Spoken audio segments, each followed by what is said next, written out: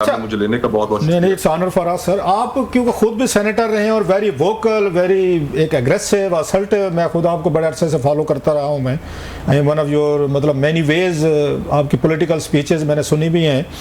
تو آپ اس وقت کل ہم نے یہ اسٹیٹمنٹ ہے حمداللہ صاحب کا میں سن رہا تھا ایک اس ٹی وی شو میں. وہ کہہ رہے تھے کہ اس وقت کے پی کے میں یا خیبر پختونخوا میں جو ریٹ لگ رہا ہے ایک ایم پی اے کا سینٹ کی سیٹ کے لیے 22 کروڑ روپیہ لگ رہا ہے سر. ایک ایم پی اے وہاں پہ ڈیمانڈ کر رہے. How do you see that sir? آپ تو بڑے ان چیزوں کو ہمیشہ خلاف بھی رہے ہیں. اصولوں پہ آپ نے بہت سارے یہاں پہ لڑائیاں بھی لڑی ہیں, قیمت بھی آپ نے پے کی اپنی ڈیفینس کی. اس کو کیسے دیکھتے ہیں کہ سینیٹرز کیسے منتخب ہو کر آتے ہیں سر؟ جی شکریہ. سب سے پہلے تو رؤف بھائی میں اس کانورسیشن میں حیدر ہوتی صاحب کی تعریف ضرور کرنا چاہوں گا کہ ہمارے سیاسی تعفن زدہ ماحول میں وہ ایک جماعت جو مخصوص نشستوں کی مال غنیمت کی طرح بندر بانٹ کی بینیفیشری تھی, ان کی اپنی جماعت, اس کے باوجود انہوں نے میڈیا پر آئے اور پبلکلی اس بات کا اظہار کیا کہ یہ اخلاقاً مورلی بالکل ٹھیک نہیں ہے کہ کوئی بھی جماعت ان مخصوص نشستوں کو حاصل کرے. اور انہوں نے اپنی جماعت کو بھی یہی مشورہ دیا, پبلکلی یہ مشورہ دیا کہ انہیں اے این پی کو یہ جماعت یہ سیٹس نہیں لینی چاہیے. تو ہمارے اس پولیٹیکل کلچر میں شاذ و نادر ہی ایسا ہوتا ہے کہ کوئی اس طرح کی بات کرتا ہے تو وہ تعریف کے مستحق ہیں حیدر ہوتی صاحب. جہاں تک سینٹ الیکشنز کا تعلق ہے رؤف بھائی, جو ہمیں سب سے بڑی ریفارم چاہیے سینٹ الیکشنز کے اندر وہ یہ ہے کہ یہ الیکشنز ڈائریکٹ ہونے چاہیے. یہ الیکشنز اس طرح چند لوگوں تک محدود نہیں ہونے چاہیے جن چند لوگوں کو کے اوپر محدود کرنے, یہ جس طرح صوبائی اسمبلیاں ہیں کہ وہاں پر پھر پیسے کا عمل دخل آ جاتا ہے, دیگر اثر و رسوخ استعمال کیا جاتا ہے. دنیا بھر میں, اب آپ امریکہ کی اگزامپل لے لیں, وہاں پر جس طرح سینٹ کے الیکشنز ہیں وہ ڈائریکٹ ہوتے ہیں. اور پاکستان میں بھی اگر جو سب سے بڑی ریفارم ہمیں چاہیے سینٹ کے الیکشنز میں تو وہ یہ ہے کہ ہر صوبہ جس کی 25 نشستیں مخصوص ہیں ایوان بالا میں, وہ ڈائریکٹ الیکشنز کے ذریعے اس صوبے کے لوگ وہاں ان کو الیکٹ کریں. یہ سب سے بڑی ریفارم ہے.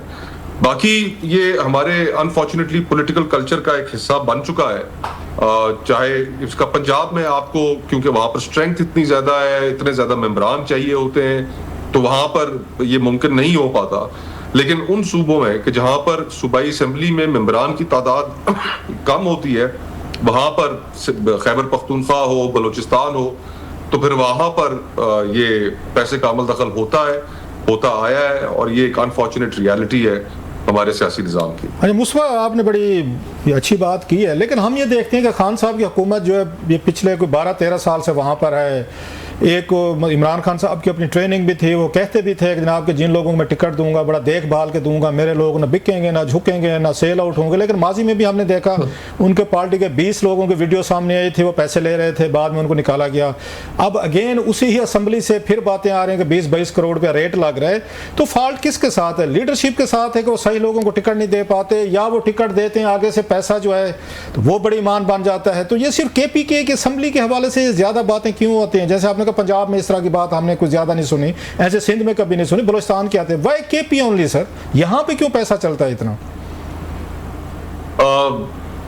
میرا جو اپنا مشاہدہ ہے, میں نے اس میں ایک بڑی جب یہ چیز پہلی دفعہ میرے علم میں آئی تو میں بھی بڑا حیران ہوا کہ کوئی بھی جو اگر وہاں پر جماعت ہے, اس جماعت کے اپنے ایم پی ایز ہیں تو وہ سب کی طرف سے نہیں, لیکن کافی زیادہ لوگ اپنی جماعت سے ہی تقاضا کرتے ہیں کہ جی ہم نے اگر آپ کے اپنے جماعت کے کینڈیڈیٹ کو ووٹ دینا ہے تو اس کے لیے بھی ہمارا خیال رکھا جائے.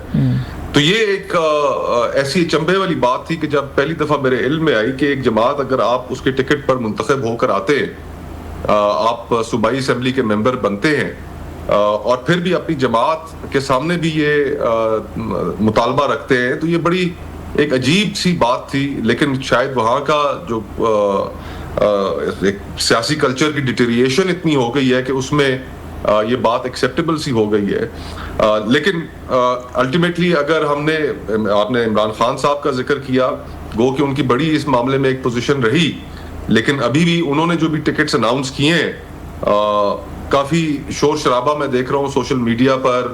ایک سابقہ ڈپٹی چیئرمین سینٹ ہے مرزا آفریدی صاحب, ان کے حوالے سے لے کر, تو یہ ریالٹیز ہیں جن ریالٹیز کو ٹھیک کرنے کی ضرورت ہے. اگر ہم ان کو ٹھیک نہیں کریں گے تو یہ معاملہ اسی طرح ہر 2 سال بعد ہم ٹی وی چینلز پر بیٹھ کر ڈسکس کرتے رہیں گے, یا جب بھی سینٹ الیکشنز ہوں گے. کلچر ہے, اس کی وجہ یہ تو نہیں مصطفیٰ, اس کی وجہ یہ تو نہیں ہے کہ پارٹی لیڈرشپ میں پچھلے کچھ سالوں سے ہم نے دیکھا ہے, میں سب پارٹیز کی بات کر رہا ہوں, انہوں نے پارٹی فنڈ کے نام پہ پیسے لینے شروع کر دیے کہ پہلے پارٹی فنڈ دیں گے تو پھر آپ کو ٹکٹ دیں گے. تو ایم پی اے کو یہ لگا کہ اگر یہ لوگ ہمارے ووٹ ہیں تو ہم خرچہ کر کے آتے ہیں, ہم پیسہ لگا کے ایم پی اے بنتے ہیں, چلو ٹکٹ بھی ہوتی ہے ان کے, فیئر انف, ہم اس کا بھی پیسے دیتے ہیں ان کو, ٹکٹ کے وہ دیتے ہیں, پارٹی لیڈرشپ ٹاپ پہ یہ بھی پیسے لیتے ہیں, تو ہم کیوں نہ پیسے لیں. سو اس طرح کی کوئی اپروچ ہے یہ جس کی وجہ سے اب انہوں نے 20-22 کروڑ کا ریٹ لگانا شروع کر دیا کہ ٹاپ پہ بھی لے رہے ہیں تو ہم کیوں نہ لیں بھائی.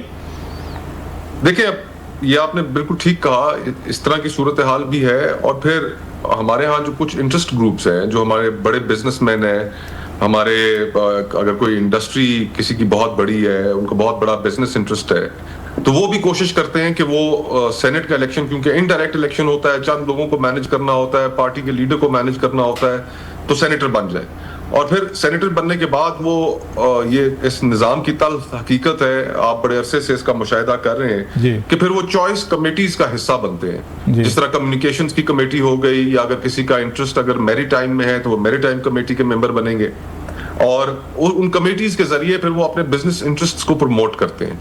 تو میرے لیے کئی دفعہ یہ بات بڑی حیران کن رہی کہ جب کمیٹیز کے اندر دیکھا کہ لوگ بلیٹنٹلی, جہاں پر کانفلکٹ آف انٹرسٹ بھی ہے, کہ اپنے بزنس انٹرسٹ کو پروموٹ کرنے کے لیے سامنے کسی بھی متعلقہ وزارت کے سیکٹریز کو بٹھا کے, جوائنٹ سیکٹریز کو بٹھا کے, اور ان کی وہ ایک لفظ ہے لتر پریڈ کرنا, کہ وہ ایسے لتر پریڈ کر رہے ہوتے تھے کہ یہ اردو میں درگت کہتے ہیں, درگت بناتے ہیں, میں نے بھی دیکھی ہوئی, آپ ٹھیک ہے.